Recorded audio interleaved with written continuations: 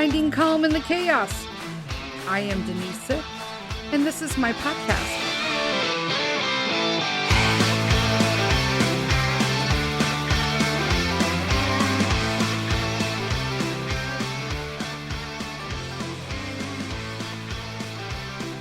Hello, everybody. Welcome to another episode of Finding Calm in the Chaos.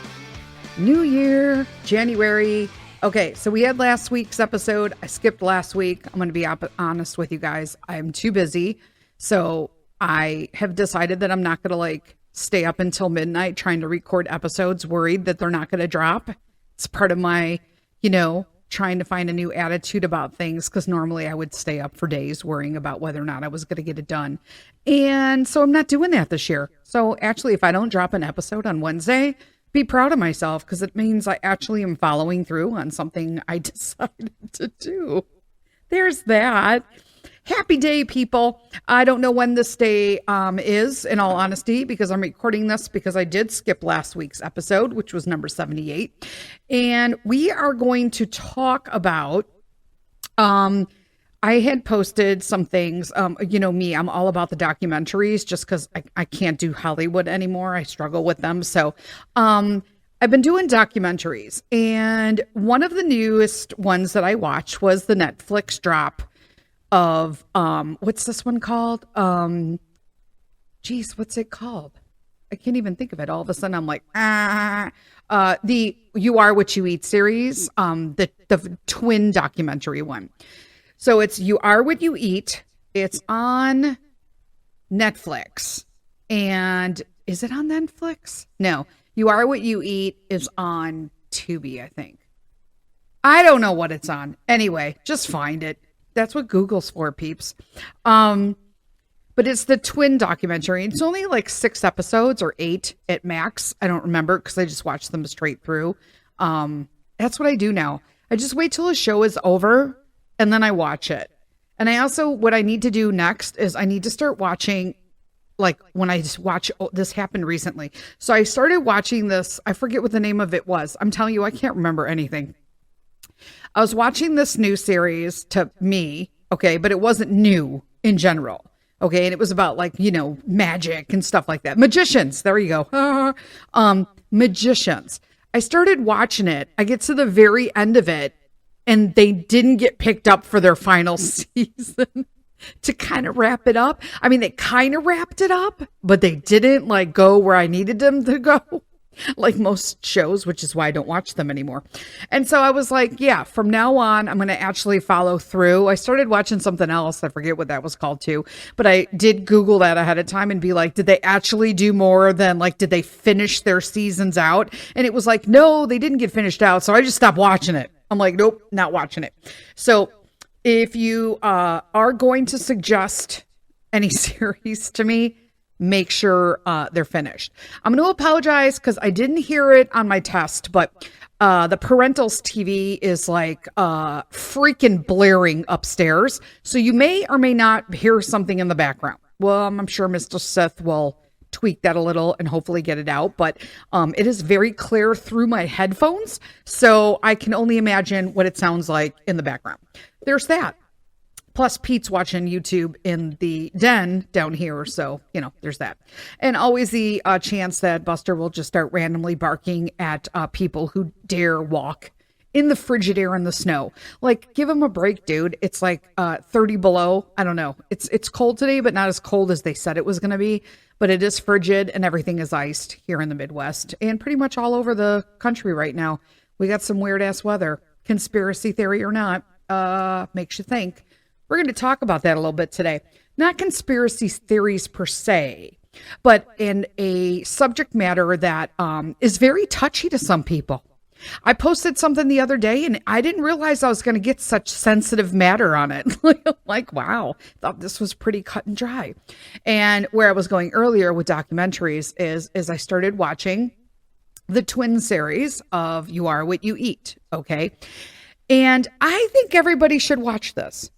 I think if there's anything about food, you should watch it, because I think we should be at least aware of how our food and what is going on in the industries, because our food is not produced for our optimal consumption in this country, which is the United States of America, because I do know I'm listened to abroad. Our food is produced in this country for optimal gain, financial gain. So it's whoever lobbies the hardest. And a lot of people don't realize this, so I'm going to inform you. So another documentary that I think everybody should watch is Forks Over Knives. And let me explain to you why, because they do make it very clear. And I don't like when people say, oh, well, they're only saying that because they're plant-based. But here's the situation. It's not a lie.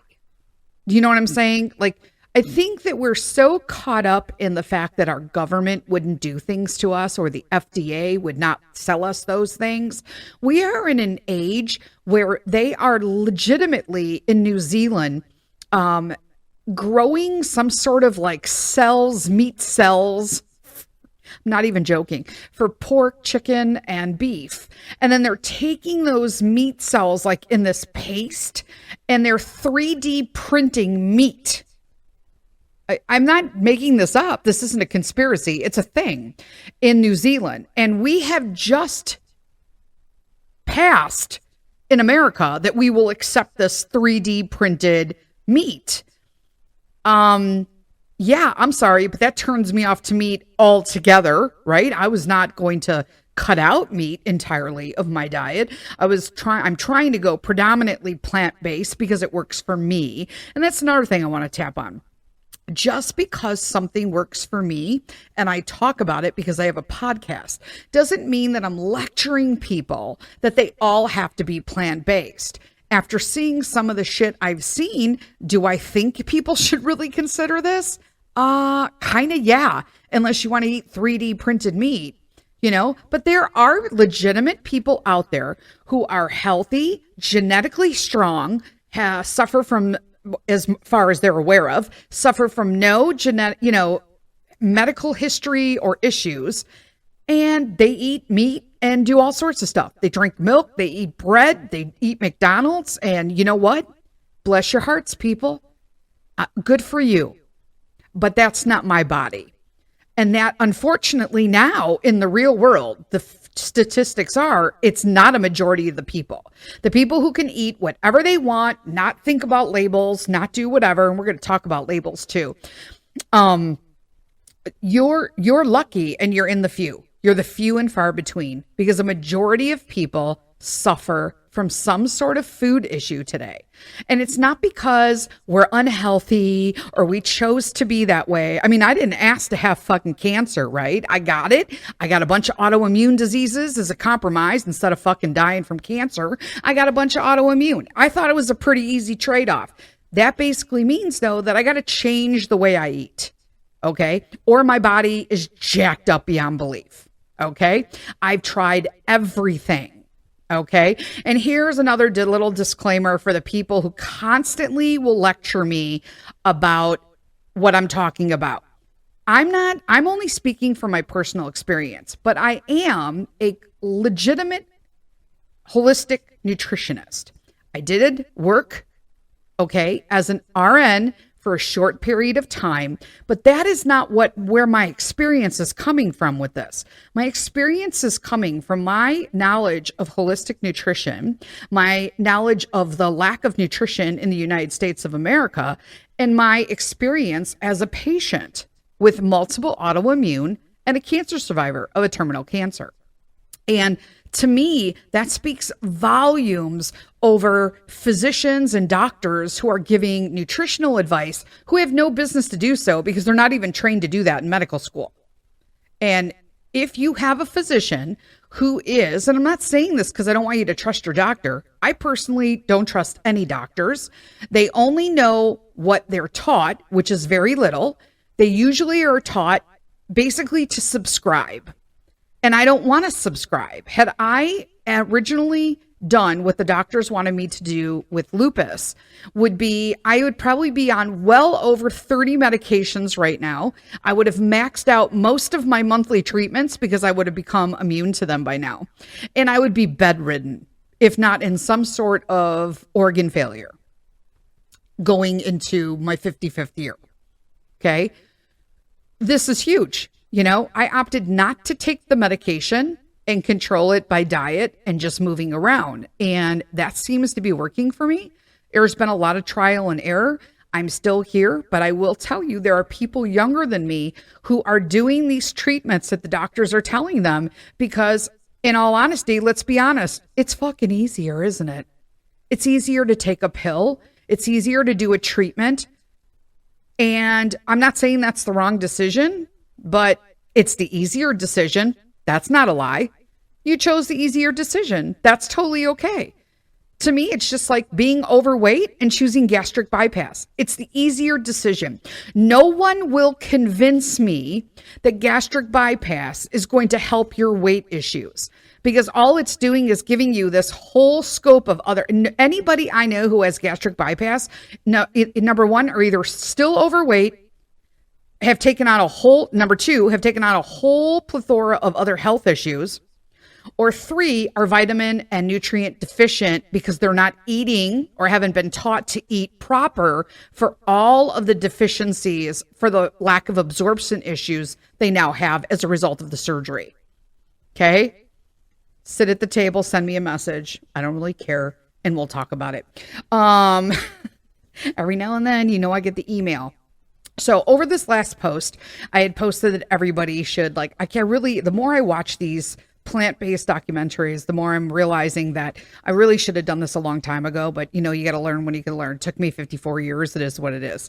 However, I did have somebody comment, and it's someone who's a friend, so it was not a mean thing at all. And she's a very abrupt speaker, always has been. So she flat out stated, you need to watch who funds these documentaries. And that goes both ways, right?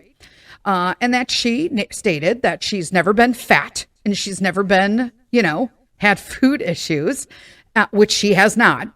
And she's always had a rockin' bod too. Always good weight, great looking, shape, in shape. It is, right? She works hard. She did some good stuff. So, hey, that is good genetics right there. And I'm all about that. But what we have learned is that she is the minority of how it works. And that's because her genetically, or she could be, in all honesty, she could just be in complete denial and fall on the lines that she just believes what her doctors say 100% hardly without doing research and doing stuff like that. And that's totally okay because it's working for her. You know what I'm saying? And so it was interesting because she had stated, you got to know who's funding those things. And so you are what you eat. Okay, this documentary. The research is actually was led by Christopher Gardner, and it was funded by VOGT Foundation, which also funds the Oceanic Preservation Society, okay, which is founded by Louis, I think it's Sahoyos, who was also the person who directed that docuseries, okay? So to me, the Oceanic Preservation Society, they're not doing anything wrong. So I'm okay with the funding behind that. Because if you realize, so one of the things, we're going to talk about one of the things they tapped on in this documentary was that and so basically the whole idea behind this podcast today is sometimes you just need to ask questions. It's okay to ask questions. It's okay to look deep in it. My friend wasn't doing anything wrong and meant no ill will by asking questions. She wanted to know, be careful who you fund this. Well, I'm looking who's funded it. And it's funded by the Oceanic Preservation Society. But if she had actually watched the documentary, which I don't believe she did because she didn't ask that question when I posed it to her, most likely that means that she didn't watch it. And that's okay. But I also do think that if you're going to comment on your take on something, that you should at least acknowledge that you watched the docuseries. So I do not know whether or not she watched it or not, but she did not respond to my request when I asked her, have she actually watched it? So with respects to this Oceanic Preservation Society getting involved, I'm guessing is because of this huge, falsity that we've been fed to about farmed fish. is being healthier for us than wild fish. And well, first off, unless you are like living under a rock, you must know that by now farmed fishing is horrible, and it's actually horrible for you. Don't eat farmed fish. And if you do, then perhaps you should watch this documentary, because it kind of taps into that industry, and that you have these huge like nettings, like these small confined areas with hundreds of thousands of farmed fish in it, who are all swimming within, they're touching each other. They're also like, there's a lot of feces, there's their waste, okay, is floating all about them. And by ingesting that, if you're swimming around, they're a fish, okay? It's going into them if it's in that mass. I mean, it's common sense. It's how they work. You are in turn ingesting that waste, okay? Because you're eating those products, which then change the price. They also will, like everything in America, I can't speak for other countries because I live here. They're also making sure that they're coloring and dyeing these products to be a desirable color that we want. And that's done by testing through buying. You go to Whole Foods, they do all of the testing, you come in with your fingerprints, all the Amazon, connection. It is what it is. You talk about something in your house, and then all of a sudden, like Google and Amazon and all that are suggesting, and Facebook ads, you're seeing everything you just talked about. It is what it is, peeps. This is the world we live in. So you can't kid yourself that they're not aware that you want your salmon a certain color. But then they also go into, obviously, a little bit about, the deformities of the fish that then in turn happen over, But what is happening to the wild populations of those fish, or in general around those farms, is that they are polluting the waters with said waste byproduct in large capacity. And then in turn, the wild populations are being harmed substantially. So this is a fact. And I did look that up, and it is a true fact that farm fishing, okay, farm caught fish is absolutely destroying the wild fish population. So in those areas, obviously, I'm not saying they're destroying every, fish in the world. I'm just saying around the farm fish areas, they are destroying the natural and wild fish populations. So that was one of the biggest issues with, let's see what I'm trying to make sure I cover all this. Then, so that's who that was all documented by. So then I always I thought the Forks Over Knives documentary on Netflix was outstanding. It is long. It's a long watch. And if you want to actually absorb any of it, you really do have to break down and sit down and do all that. But this actually was funded by 25 Madison, which is essentially a company that is for profit that funds early stage. It's like an early stage venture platform, right? It works with entrepreneurs to build companies from the ground up, and investing in pre-seed startups, right? Series A startups. So they have it's 4 segments to their platform. They do general studios. They build companies across verticals. Then they do 25M Health. It builds and invests these health tech startups in partnership with LifePoint. So that was one of the founders of Forks Over Knives. The other one were Gather Ventures. Gather Ventures provides capital and entrepreneurial experience to founders driving the increase in plant-based food consumption. Okay, that's great. That's great, right? I don't have any problem with that. The reason why is because if you're going to watch a documentary, or in essence, let's just go even further. Let's just say our beef industry. Holy shit, I hope they don't blow up my house, but it's just little old me. I'm just telling the truth. The beef industry in this country has huge money in lobby, and that's what I was saying. If you watch Fork Over Knives, you can see that the food pyramid that is redone, right? I believe it's done either annually or every other year. I don't even know. But the food betterment is done over repeatedly using a panel of people who are bought in through the lobbying platforms. So whether it be the dairy, the egg, the milk, the pork, the beef, McDonald's, I'm not joking. Those people who purchase in the most get the highest point on the food pyramid, which is why it changes, if you weren't wondering. And so even our own government is not providing, in the FDA, they're not providing us anything because it's good for us. It's who bought the most in. And actually, when you watch Fork Over Knives, they will have a nutritionist on there, a holistic nutritionist, who will flat out tell you that she goes to the National, Nutritionist Council, conventions and all of that. And that, like, one of the biggest booths at the Nutrition Council in this country is McDonald's. And she was like, yeah, it's disturbing, but why is McDonald's, the fast food, gross ass, food company, part of a nutrition? There's nothing nutritional about McDonald's, period. I'll fight you to the death on that. It doesn't even mold. There's no way you can tell me that McDonald's is good for you at all, period.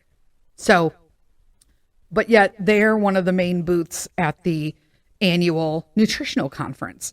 That's disturbing. But most people don't know that, right? So the FDA is not really looking out for you. So my friend had also stated that she's always been healthy and not fat, and she eats organic meat almost every day, 3 times a day, and she's not sick. And I'm like, that is fantabulous for you. Again, that is awesome for her. But define organic. Where do you get your meat? Because if you're buying it at a grocery store, it's not the organic you think it is organic. And this is another thing I hate about America, because with respects to our food, I don't hate America. Let's get that straight, okay? I live here, an American. We are afforded liberties that no other country has. And one of those liberties is freedom of speech, which I'm expressing right now. If you don't agree with me, then you don't agree with me. But I do think that we also should listen to each other in this country. We can probably get rid of a lot of our problems if we just listen to each other. And I'm asking that you listen with an open mind. If you're one of these people like my friend who feel that when you're buying organic food in a grocery store, that you're actually getting what you think is organic. Organic is a bought label. Most people who think about what the actual organic food means. Organic food means food that's grown naturally or raised naturally without any intervention. It's not special. Okay? Special is when you add chemicals, dyes, colors, lab, you start making it, you start formulating it, you start spraying it, you start genetically modifying it.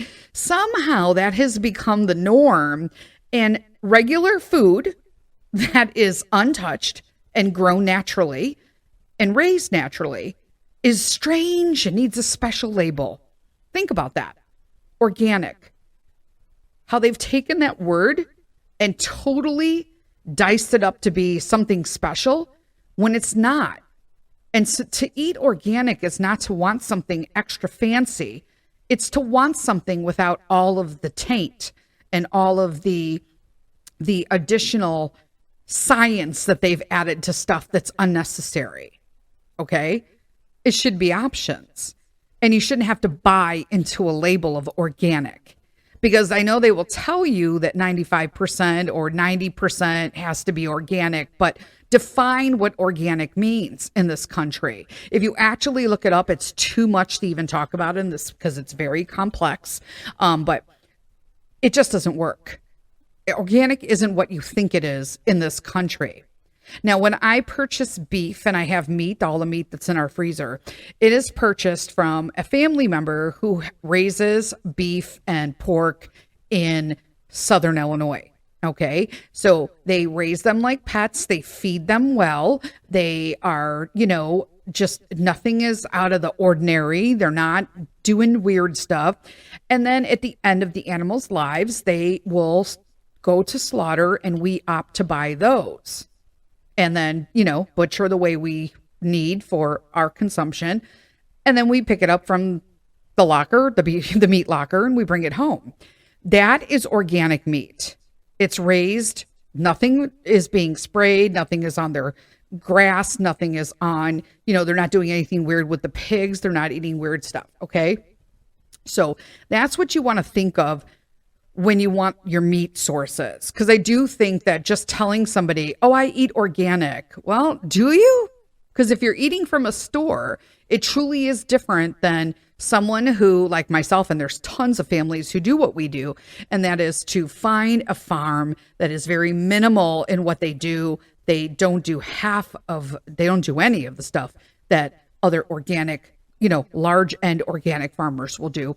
And you usually know the people, the family, and you have a share of their stock, and you just buy accordingly. That's different.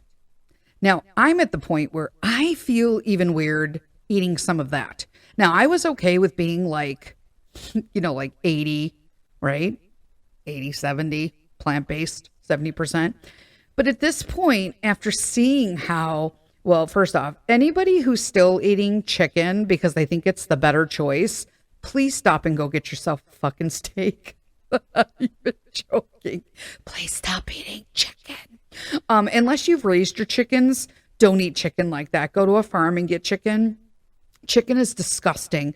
And the you are what you eat, they tap into that. Or this poor farmer was bought in by government farming. He opted into, whatever, I'll use my space for government chicken and do it that way. And he was so disgusted and sad that he literally opted to never have meat on his farm again. And he grows mushrooms. Bless his heart. So yeah, that I've always known. So chicken's always been a no for me, and I don't even like turkey, so that doesn't matter. But then, going into pork, okay, they're pigs. Okay, people will feed pigs anything. Good or bad, we know pigs will do that, but it's a huge difference from what pigs are being fed versus, on a small family-owned farm versus a pig farm, like big farm through the government. And they feature this poor city who is the largest pork producer. I believe it's I always forget. I don't know if it's in Arkansas. Yeah, I think it's in Arkansas. I'm not sure. Watch You Are What You Eat. Again, I don't get anything from this. It's just me chit-chatting about what I read. But there's this small town in I believe it's Arkansas that is one of the largest. They're the largest pork producer in the country. And it's really disturbing because these people are the companies were being held zero responsibility for the feces and the urine and all this runoff, as gross as it sounds. You see drone footage of these water, lagoons all over. Some of them are bright red, and it's from just these pork companies just dumping all of the waste in there. And then they do these sprays to get rid of it and hit the fields.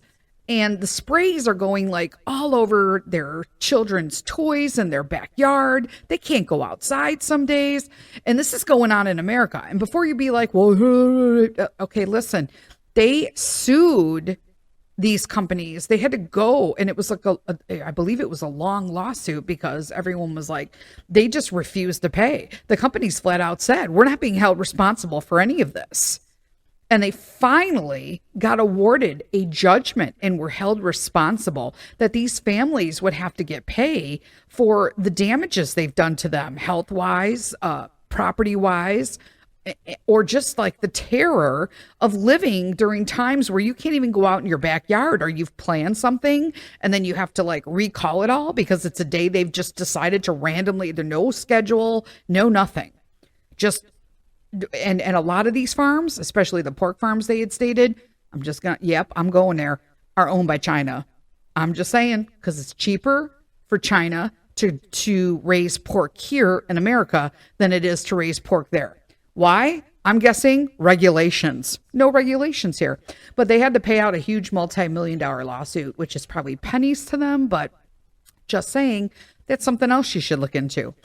But I'm okay with talking about this, but you cannot tell me it's the same issue with keto. Yep, I'm going there. Sorry if you're keto, but keto is not a sustainable way of living because your organs in the long run are going to suffer from that.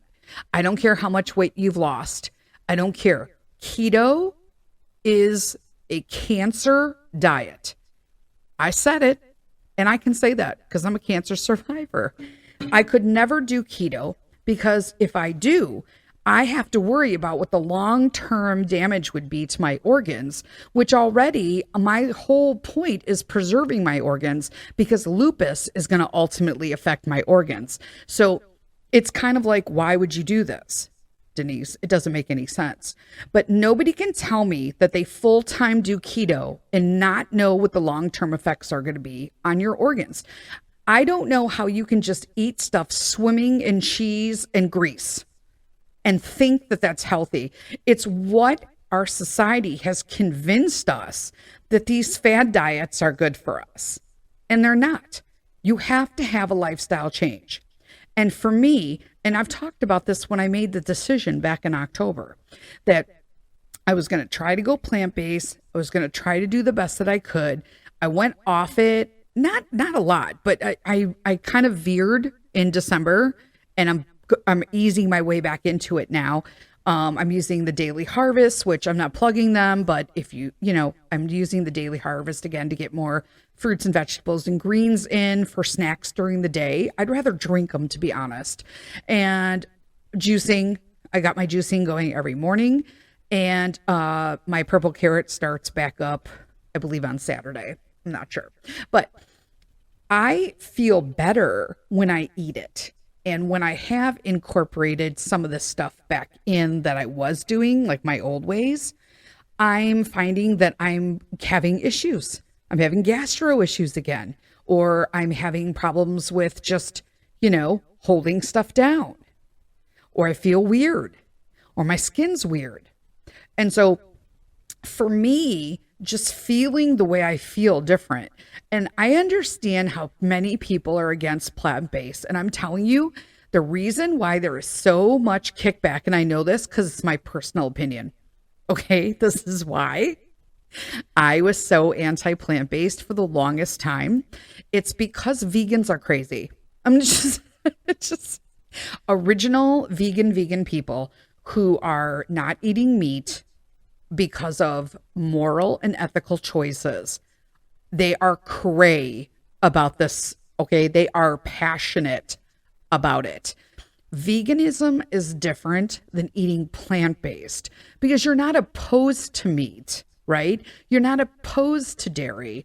I'm just opposed to the way they make me feel because of the way they're processed to my availability. Does that that's kind of, to me, like sums it up in a nutshell, okay? I'm not anti-meat. I'm just anti-crappy meat because it makes me feel like shit because of what they do to it. And I'm not alone in this. There are millions of people who feel this way when they do this.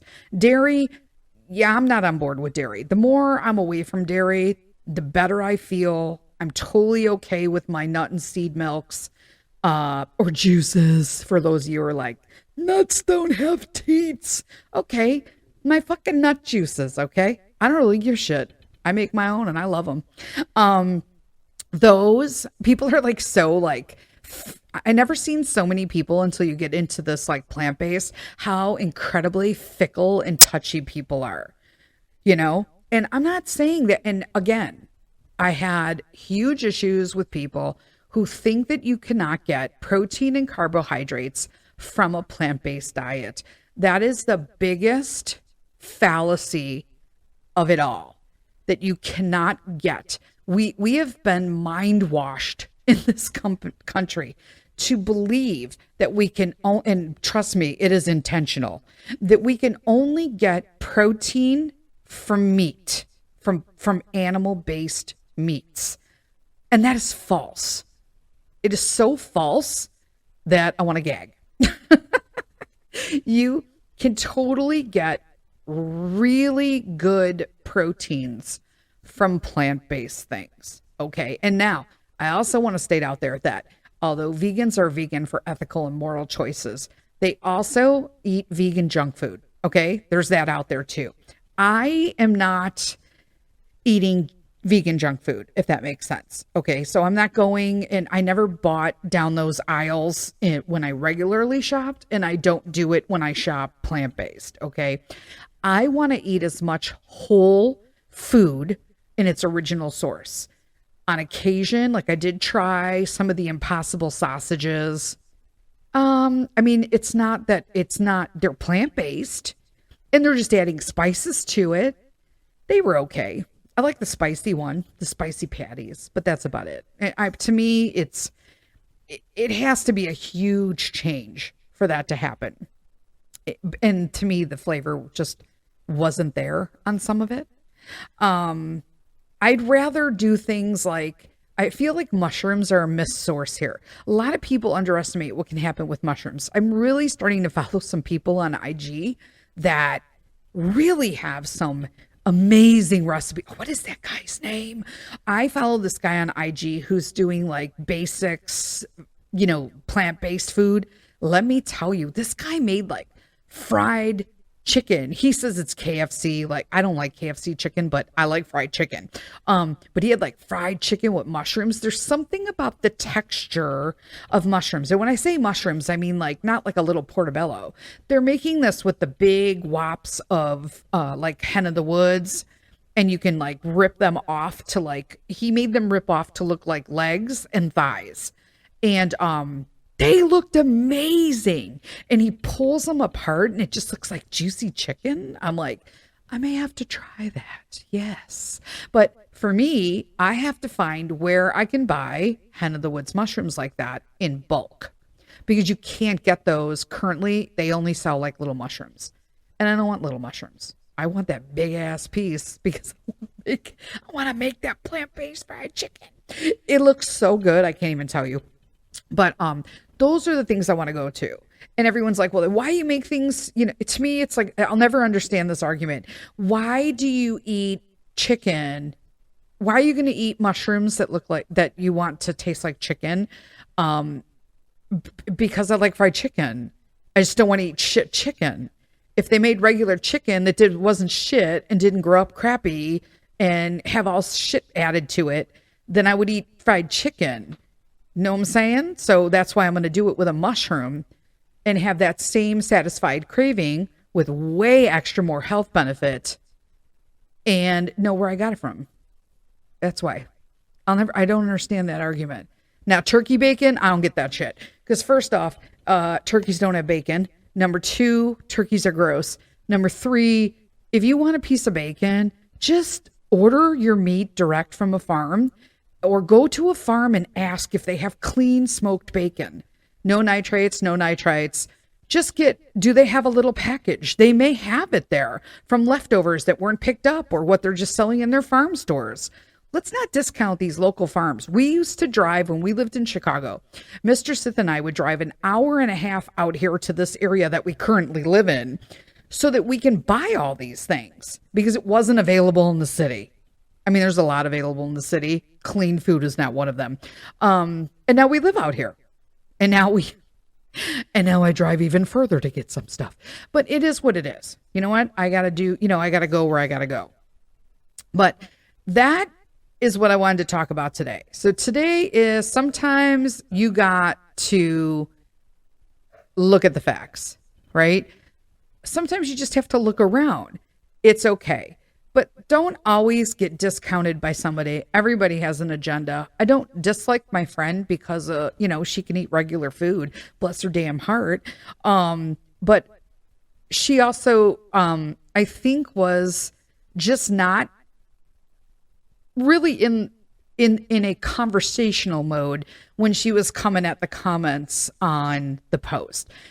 And like I said, I don't have any ill will toward it. It opened a great conversation and it also opened me to this podcast to be able to talk about it so that other people would know that you can have conversations with people. A lot of people don't want to post that they've gone. Like, I was very anti plant-based vegan and for the longest time. And now I'm just like open, like, wait, okay, so there are people who are vegetarian, there are people who are plant-based, and there are people who are vegan. And again, let me define this for people because it was very hard for me to understand. Because there's nothing weirder than saying you're a vegetarian and eating an egg. I don't get that, but let me explain something. They do. They're okay with milk, eggs, and cheese, apparently. When they just try to eat a lot of veggies. Okay? So that's a vegetarian. A vegan is someone who is anti anything with a mommy and a daddy or eyeballs. You know what I'm saying? They don't eat anything that is animal-based at all for ethical and moral reasons, okay? And then there is plant-based, which is what I am choosing to follow. And plant-based is someone who incorporates a plant-based nutritional diet versus animal products. So, and that includes dairy, okay? So, no dairy, no cheese. Okay, dairy means cheese. In fact, they actually talked to Miyoko on here, which is my favorite plant-based butter. It is like hands down. I was all disturbed when I found Kerrygold was shit. And again, ruined again by the things that they can pass through the FDA and all that garbage. But there was a lawsuit that was involved and all that. I don't know if it was settled or not yet. But so I had to step away from the Kerrygold. And I found, I tried like 3 different plant-based butters and I liked the Miyoko the best. I get the one that's salted so that I don't have to add salt. Because I sprinkle pink salt on things that I butter because I just think it tastes right and it helps me get my minerals. But you can buy an unsalted version too. It spreads nicely. It has a beautiful color, which is colored by turmeric. And that's about it. You know what I'm saying? But I just found out the company, she no longer actually runs the company itself. She sold the company off and it's pretty big. So, but she actually was founded the company based on finding cheeses that were more cheese-like, fermented based on cashew. Because just vegan cheeses just don't taste like cheese. I've tried a lot of them and they're okay. Some of the seed cheeses are nice like dips or spreads, but they're not cheese-like. Okay, they're just like used as a spread, which is okay, but it doesn't fit the cheese mold for me. But apparently Miyoko actually makes cheese from cashew that is fermented and aged like actual cheese. So I'm going to have to actually look for that. I've never looked for it, so I didn't know that it was available. But apparently, so what they had said is that most people are deterred by moving to a plant-based diet because when they're asked what they can't give up, the number one answer is cheese. Amen to that. You know what I'm saying? Amen to that. Because I freaking love cheese. So I'm going to have to take a look at that. Raw, I guess if you're getting raw cheese, first off, it's really hard to get raw in the United States of America. Raw milk is highly regulated. Most of the states ban it. In my state of Illinois, we are not like California where it can be purchased in a store that already has it bottled and packaged. In Illinois, you cannot bottle or package raw milk and sell it. You have to purchase a share as part of like a cow share within a farm that is offering raw milk. And then you have to sign up how much you're going to get. You need to bring your own mason containers, your jars, to fill it up there once you get there. Sorry that Peter's now jumping around in there because, of course, you know how it goes. Anyway, so it is very, very regulated here. It's hard to get raw milk. So there's that. But raw cheese in this country, depending on where you buy it, there are a lot of restrictions with the FDA and how you can even sell raw, including raw nuts.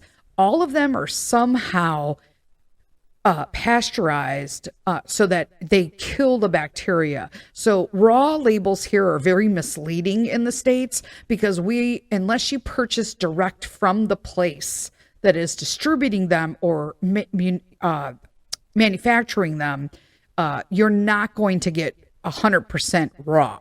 It's just been processed without things or roasted or salted or flavored before you get them. Does that make sense? So when people are like, I'm eating raw nuts, unless you got them from your backyard, they're not technically raw. Like you could probably get those raw walnuts or raw nuts somewhere else. Usually they just mean they were minimally, say that fast, Denise. They were minimally processed or heated with no salt. That's what like the definition of raw is here. So today, basically the theme is look around, be open to discussion. But you also have to know that when you put out things to people like my friend did, that you need to do your research, you need to do that. It goes both ways. Okay. You can't say, there's something about the plant-based diet that you obviously can say that you can't say about all the other diets. And that is, it's not going to kill you. Because if you add a plant-based diet or incorporate more plants, fruits, and vegetables into your diet, great grains, legumes, which are beans, for those of you who don't know, different kinds of beans, different kinds of ancient grains that are great for the gut and all of that. If you incorporate those kind of things into your daily diet, they are only going to do you good. Obviously, don't incorporate grains if you're 100% a celiac. Duh, right? Don't incorporate raw milk into your diet if you truly are allergic to dairy. Do you know what I'm saying? That's a whole nother thing about lactose and all that. It's a processing thing, but we're not talking about that now. But if you incorporate a large meat diet or junk food diet, there is at least statistics there that will show you that it's not going to be good for you in the long run. And if anything from this, please don't take nutritional advice from your physician unless he is licensed or certified in nutrition. And I mean, I'm not a fan of the nutritionists in this country, but they're only dealing with what they have been provided to them. But only get your nutrition advice from a licensed and certified nutritionist. Do not get it from your physician. Doctors are rarely, if at all, lectured, schooled, or given any information regarding nutrition, vitamins, minerals, the way you should eat. They know nothing. Foods can heal people. There are thousands of people out there who have been healed by foods, plant-based foods. There are not a bunch of people who've been healed by steak. I'm just saying. That is so wrong. But because I'm like, because I will tell you that I do want to try a Wagyu steak. And, you know, there will be situations where I'll be like, you know what? That's what I'm going to incorporate in. You know, I really have a taste for this. You got to give and take, people. You got to be easy on yourself. If we just do this, I'm not 100% rigid here. Okay. I had tuna for lunch. I just had like a little tuna with ginger and lemon. It's okay. It's what I had. It's what I had a taste for. I'm still using stuff out of my pantry. It was still in there. It is. But you know what I had celery and lemon juice for breakfast. I had a Daily Harvest, like greens with cacao, and I forget what else was in it. I think blueberries. Right now I'm drinking my apple, pineapple, lemon, and mint juice. You just got to take it by little pieces. You can't just be rigid. Life's about enjoying things. So I'll leave you with that today. Life is about enjoying things, but enjoy it, but also don't go overboard. You got to take it in little bits and pieces. And that's what I'm doing slowly on this journey. I'm still down weight. I maintained all of my weight. I'm kind of surprised that I've been maintaining my weight, but I think that a lot of that is accounted due to how much more I'm moving and doing stuff. I spent, I think, about 6 hours on my feet. Well, it would have been like what? So we got there 11:30. So 12:30, 1:30, 2:30, 3:30, 4:30. So I spent about 5 hours on my feet at the Brickfest with Peter and Mr. Sith the other day. And I got a little achy at the end. I think because my shirt was too tight. And I was standing up all day. I was like, well, you know, how ladies, you know how you get like that bra pull on the mid back. I'm like, that's kind of how I felt. But I didn't feel like my legs were gonna die and my feet were gonna explode out of my shoes, and that is huge. Okay, and it's little steps like that that make all the difference. So there you go. Something's working, right? So I'm just going with it and giving myself grace this year, which has helped substantially. So give yourself a little grace and just make the right choices. And when you want to do something that's not the choice you agreed to, then give yourself the grace to go ahead and do it in a minimum and then move on. Because, you know, the next hour is a different hour. The next day is a different day. See you later. And I'll talk to you soon. Until then, lead with kindness.